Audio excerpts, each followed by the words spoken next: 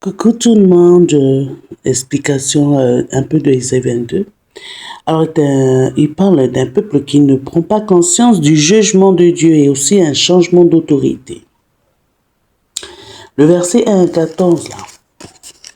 Jérusalem insouciante, appelée vallée de la vision, est menacée par une armée ennemie qui se passe. Le peuple voit le danger, il renforce les murailles, il stocke de l'eau.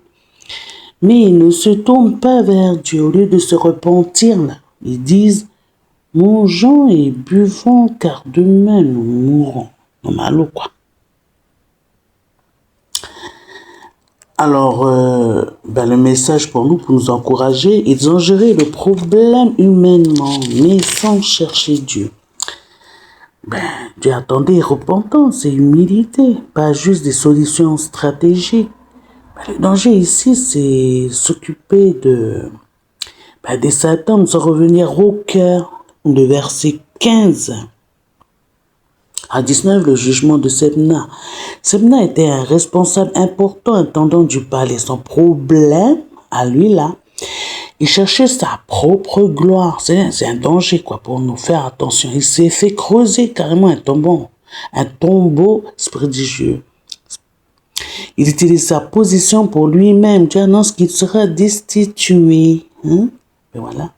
Le message spirituel là pour nous, l'orgueil et l'ambition personnelle dans les responsabilités spirituelles amènent la chute. On voit dans le verset 20 et à 15 là. Et 20-25.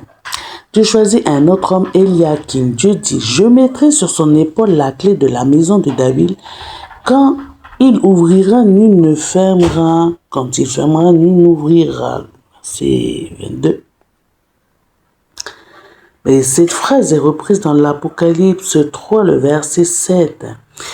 Et en plus, il est appliqué à Jésus, quoi. Ça veut dire que autorité donnée par Dieu, autorité stable, autorité qui vient du ciel, pas des hommes. Eliakim est une image prophétique de Christ.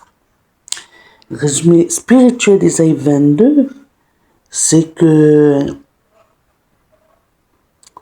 il ne faut pas ignorer les avertissements de Dieu. Les solutions humaines ne remplacent pas la repentance.